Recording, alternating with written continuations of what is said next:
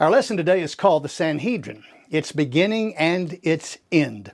And most folks just do not know about how the Sanhedrin was formed, when it was formed, and how long it stood together until it finally ceased to be in existence. And of course, there are some of you who have kept up with Israel today and other things, and you have heard that they're trying to, at different times, to put a Sanhedrin back together, but it has failed every time.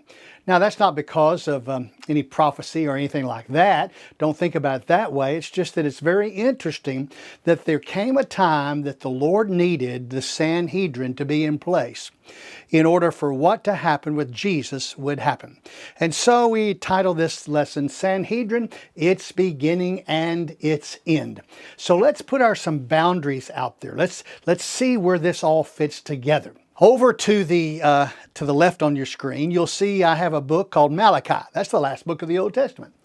And on the right side, you'll see I have the book of Matthew. That is the first book of the New Testament. And Malachi was written about 404 BC. And Matthew picks up the storyline about 4 BC with the birth of Jesus.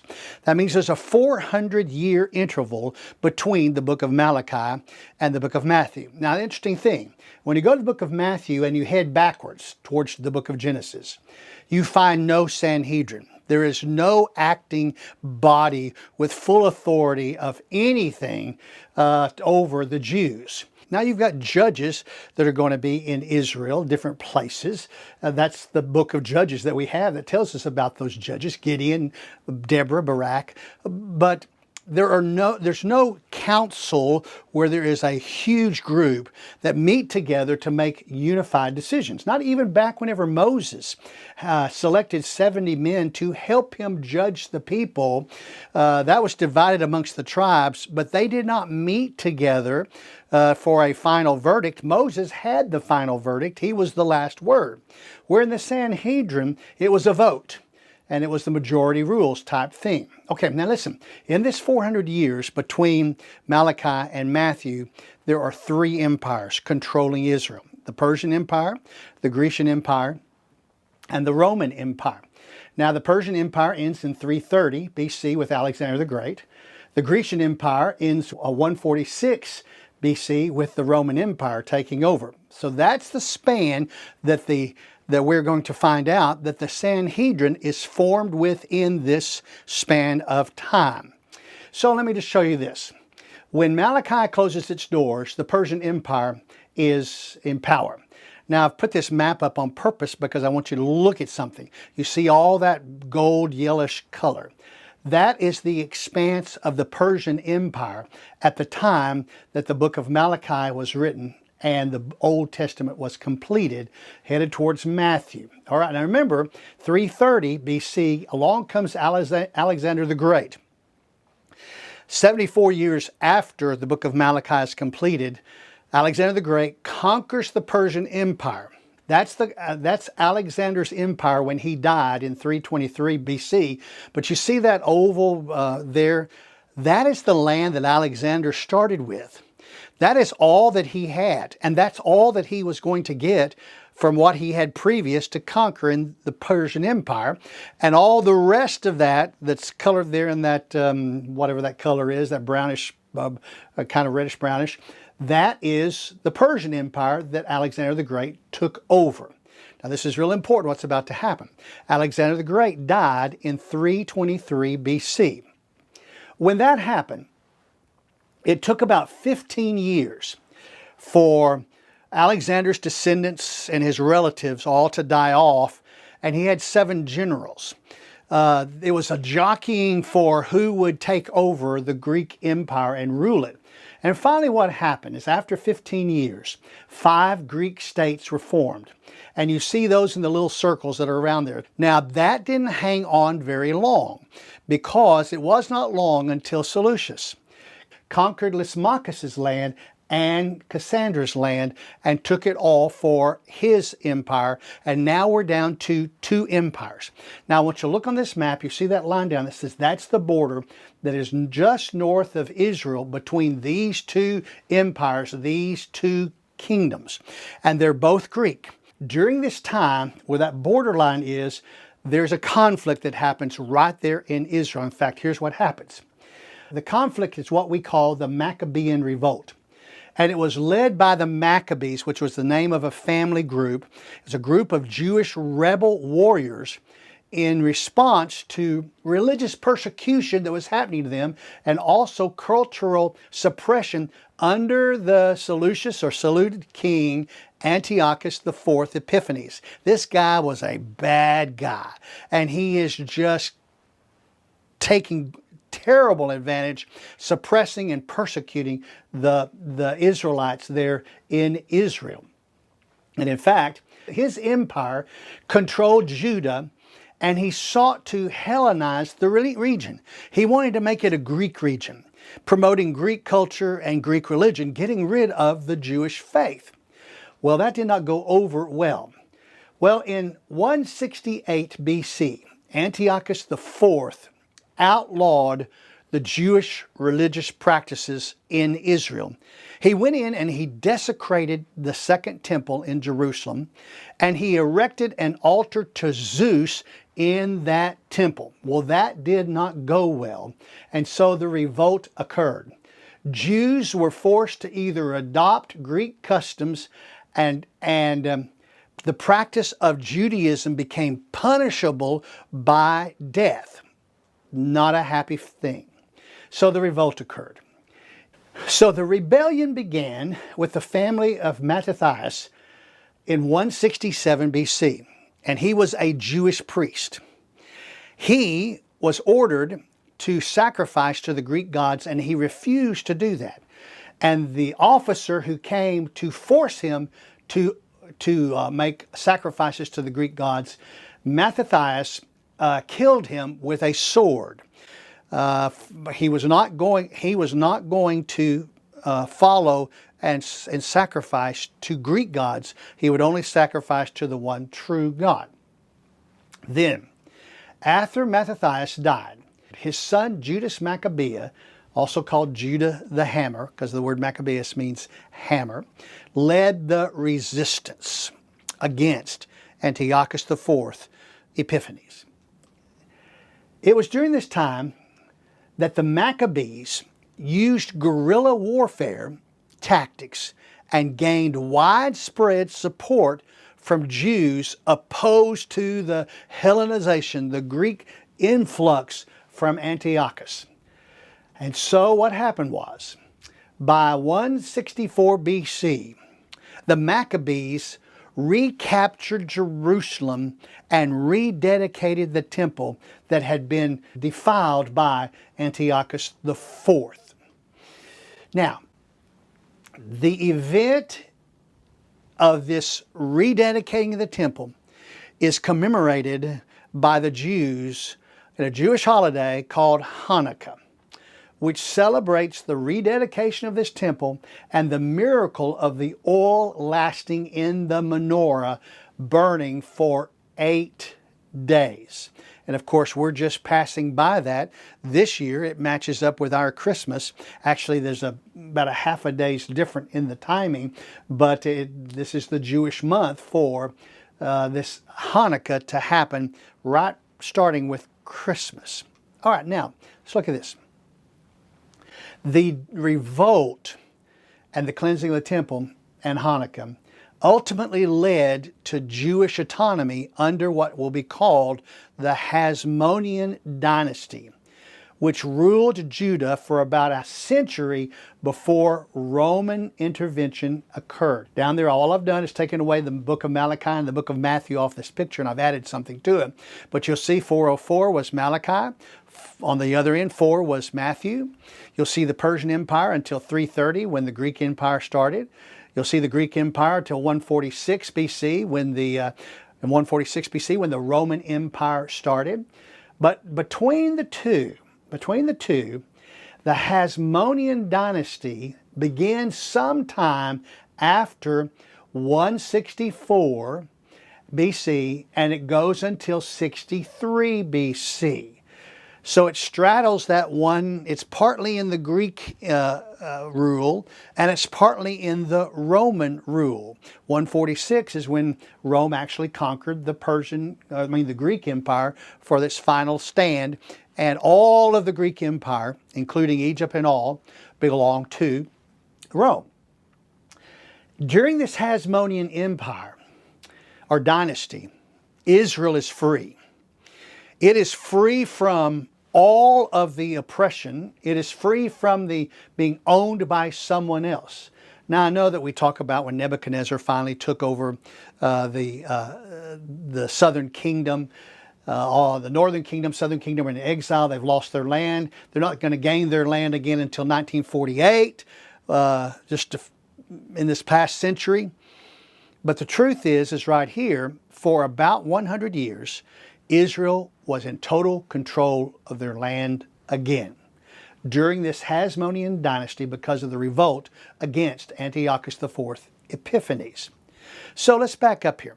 In 164 BC, Israel becomes an independent Jewish kingdom. It's established, and for the first time since 606 BC, whenever Nebuchadnezzar captured the southern empire, it now owns its own land, and it is independent. But it is independent, but it does not have a king at all. And in fact, it does not have a government at all. It is being ruled by the Maccabean leaders without any government organization whatsoever. And in fact, it's being ruled with no Sanhedrin. It's just got a ruler, and the rulers are being passed down. Here's Judas Maccabeus. Here's the coin with his picture on it that we have here. And Judas is only going to lead the Maccabeans from 165 to 160. Now, we're starting really in 164 with the Hasmonean Empire. Judas Maccabeus becomes the leader the year before his father died, and that's the reason why he becomes the leader. But what I want you to do is I want you to look at this map of Israel. Inside that big bold line is all that Judas Maccabeus controlled. All the land around that center part there that's in that beigey color, that center part was basically Judea of the southern kingdom where they returned to. That's all he controls. Everything around those boundaries is still Greek at this point in time. Now, when Judas Maccabeus dies, the leader is going to become Jonathan. Jonathan is going to be the leader from 160 to 143. And during that time, he is going to lead the Jews to fight, and they're going to expand the boundary. And so you'll notice in the picture, they expand and they pick up those green areas that are now inside the heavy dark line. In 143, when Jonathan dies, Simeon will become the leader, and he will become the leader from 143 to 135 BC. And you'll notice that the map has expanded. Now they have reached over to the Mediterranean area and they've gone south. The nation of Israel, controlled solely by Israel and by all of its laws, is expanding. Now, whenever Simeon dies, the land is going to be controlled by Hyrcanus I. And he's going to lead from 135 to 104 BC. Look at the map. It has gotten bigger. It has gotten bigger. Now it's interesting because now Hyrcanus I is having a difficult time in managing all of the land and all of the people that are now part of this independent kingdom called Israel. And so what happens is Israel's now too big and too vast to be led by one man. And Israel had already learned its lesson about setting up a kingship. Remember, the Lord was to be their king, and they were to follow his instructions. But that did not happen the first go around. In fact, you remember this, here's our scripture kind of for the day of what the lesson was learned that Hyrcanus knew. I mean, these are faithful Jews. They've got the Old Testament. They've got all the way through Malachi. They've got it in 1 Samuel chapter 8, verses 4 through 7. You remember that the elders, the 12 elders of the 12 tribes came to Samuel at Ramah, and they said to him, "Behold, you have grown old, and your sons do not walk in your ways. Now appoint a king for us to judge us like all the nations." But the king was displeasing in the sight of Samuel when they said, "Give us a king to judge." So Samuel's taken it upon his own. He's offended. He's just absolutely offended. And besides being offended, he's now going to take it to the Lord. But the Lord, Samuel prays to the Lord, it says, and the Lord said to Samuel, "Listen to the voice of the people in regard to all that they say to you." Listen to this. "For they have not rejected you, but they have rejected me from being king over them." This indicates to us that even though the Lord knew they were going to ask for King Saul and then King David and Solomon all the way down, the plan was when they left, when Moses left them and they crossed over into the Promised Land, that the Lord would be their king and they would all follow the instructions that the Lord had given. And that will go on through the book of Judges and on down, all the way down to the time of Samuel.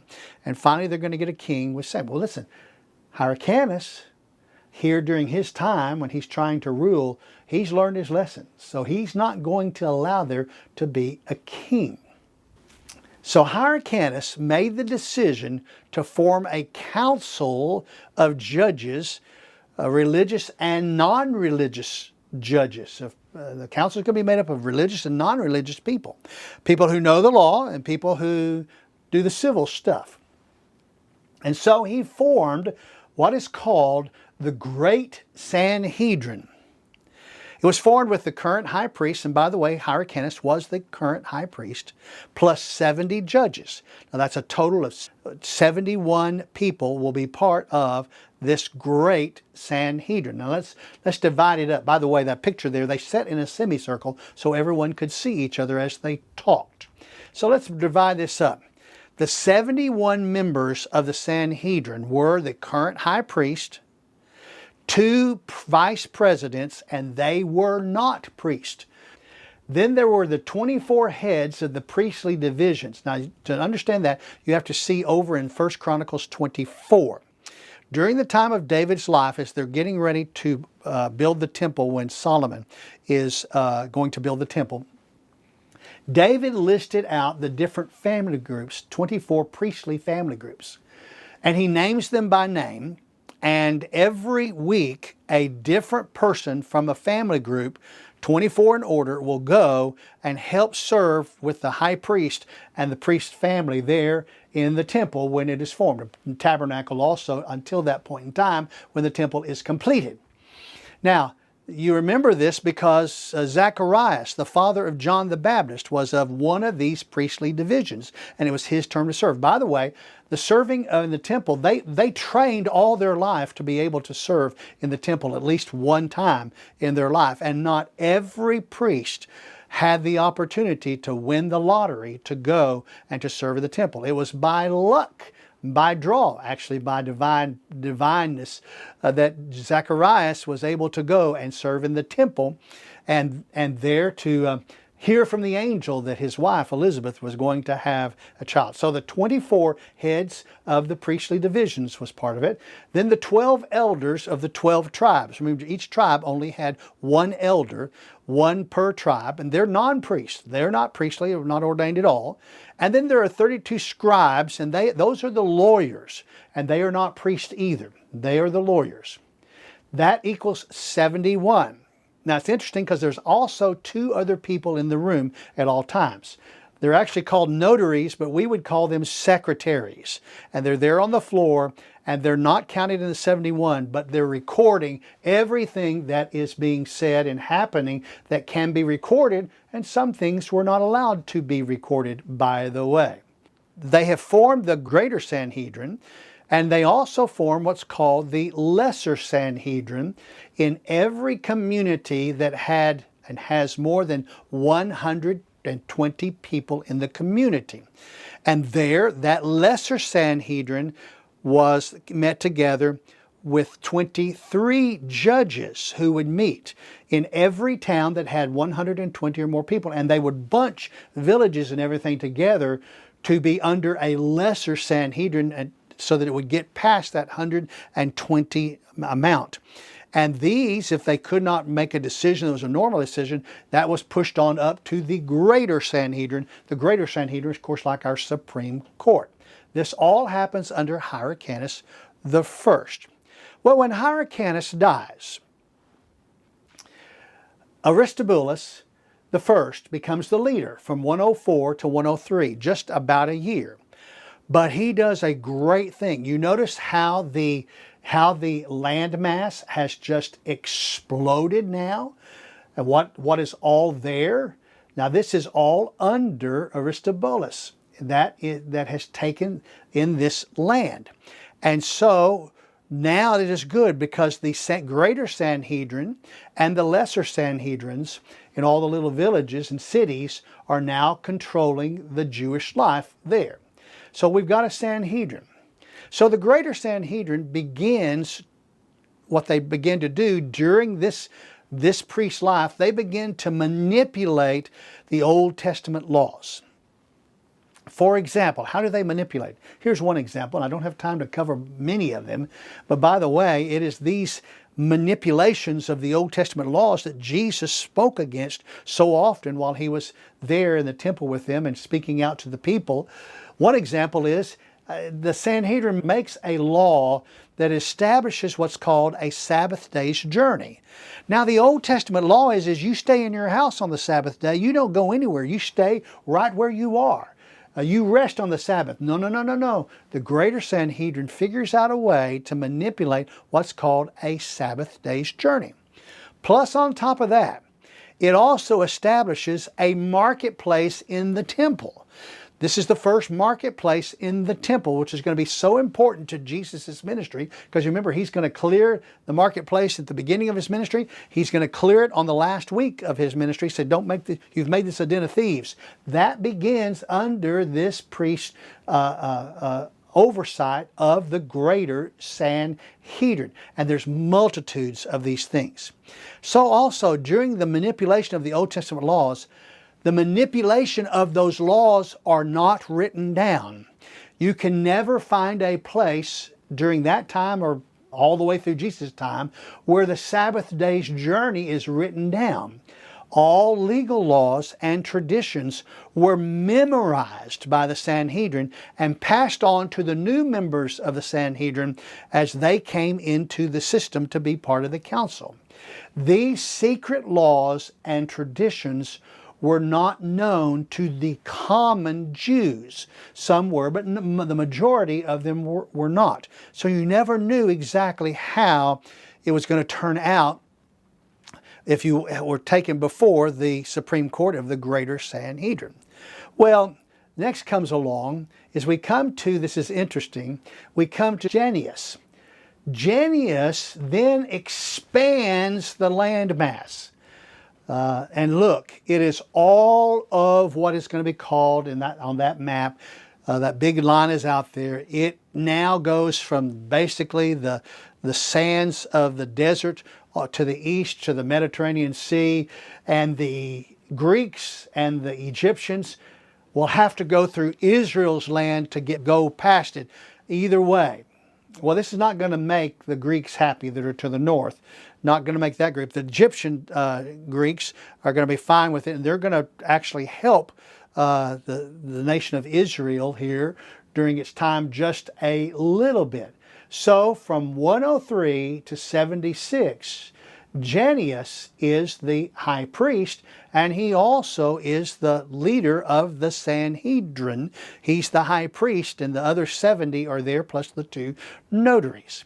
Well, in 76, it's interesting because Salome Alexandra becomes the leader. Okay, well now we got a problem because we've got a woman that's the leader of the Sanhedrin, and she is going to lead for about 10 years, 76 to 67 BC. This is not good, but this is what it is. Somehow she has wiggled her way into, and some of that is because of the manipulation of the Old Testament laws by the greater Sanhedrin. 67, when she dies, Hyrcanus II becomes the high priest and becomes the ruler, and we've got the Sanhedrin going on, and the land is still the same. It's not going to expand. Then after that comes Aristobulus II, and he's going to rule from 66 to 63. Now in 63, something happens, and trouble comes under this high priest with the greater Sanhedrin. In 63, the Greek Empire from the north begins to cause problems for the Hasmonean dynasty, the independent nation of Israel. And so they reach out in 63 BC to Julius Caesar. Julius Caesar agrees to help Israel. Now he's Roman. Greeks are attacking Israel. Israel reaches out to Rome, Julius Caesar, and he agrees on a condition. 63 BC, Julius Caesar agrees to help if Israel becomes part of the Roman Empire. In other words, it will no longer be an independent kingdom. Now there's negotiations going on with this, because at this time, the agreement is it will be part of the Roman Empire, but it will not have to pay taxes to Rome or to Caesar. Now that is what causes an 8-year delay during the time of the announcement from Augustus Caesar, during the time when Jesus is going to be born, that Israel is going to be taxed. And it takes an 8-year delay. I've not told you all about that before, but that's an interesting story also of how it is delayed until the proper time. And finally, Joseph and Mary have to go to Bethlehem to pay the tax that they have avoided and thought they never had to pay. And that happens with Julius Caesar when he makes the promise. And so Israel does become part of the Roman Empire. During Hyrcanus II, he leads from 63 as an employee of Caesar. His salary as the high priest comes from Caesar. Caesar also pays the salaries of the Sanhedrin. Do you catch that? So the Sanhedrin is on the payroll of the Roman Empire, and so is the high priest is on the payroll of the Roman Empire. Then in 40 BC, from 40 to 37 BC, Antigonus becomes the leader, and he is going to be the priest. He's working as salary paid by the Roman Empire, and things are not going to go well. And so what happens is in 37 BC, Antigonus is removed from being the leader of the Jews, the high priest and leader of the Jews, and Herod the Great is put in place, 37 BC to 4 BC. And of course, in between this time, we know what has happened here. Herod the Great is not a Jew, but he's called the king of the Jews. He's actually an Edomite, was in favor with Caesar at the time. Well, let's skip on down just a little bit. So, in 30 AD, the same year as Jesus' crucifixion, the Caesar stripped the greater Sanhedrin and lesser Sanhedrin of all power of execution. Now, they never executed on the cross. That was a Roman way to execute. But the Sanhedrin would stone to death. They lost the authority to stone to death. The Sanhedrin was basically powerless at that point. Now, the question we do not know, and I've never found the answer to, is we do not know if this had anything to do with the death of Jesus. We do not know. All we know is that the same year that Jesus died early in that year, by the way, that they lost their power. Caesar, Romans stripped their power from them to issue a execution death penalty. Okay. In 70 AD, the destruction of the temple in Jerusalem and the burning of the city occurred under Titus. It ended all authority of the great Sanhedrin. And so that year, the Sanhedrin reached back out to Titus to ask permission to reinstate the Sanhedrin for the religious matters there in Israel, and they moved it to a city called Yavne. From Yavne, later on, the Sanhedrin were moved to different cities up in the Galilee area, eventually ending in the city of Tiberias. Now here's the important thing. They've lost really all their power. And because they've lost their power, they began to dwindle and have a hard time finding men who would be part of the Sanhedrin because they had no power. It was just kind of a boys' club. And by 200 AD, there were only a few men who had memorized all the laws and the traditions of the great Sanhedrin.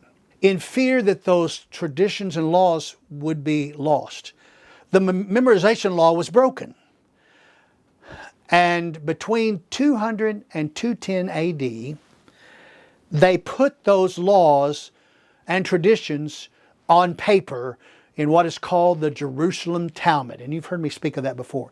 Very accurate. Doesn't mean it's right, but it means it's very accurate. It really is, of what those laws were and what those traditions were. Now what happens is we read the Jerusalem Talmud and reread back into that, into the scripture sometimes, thinking that during the New Testament time everybody knew those laws.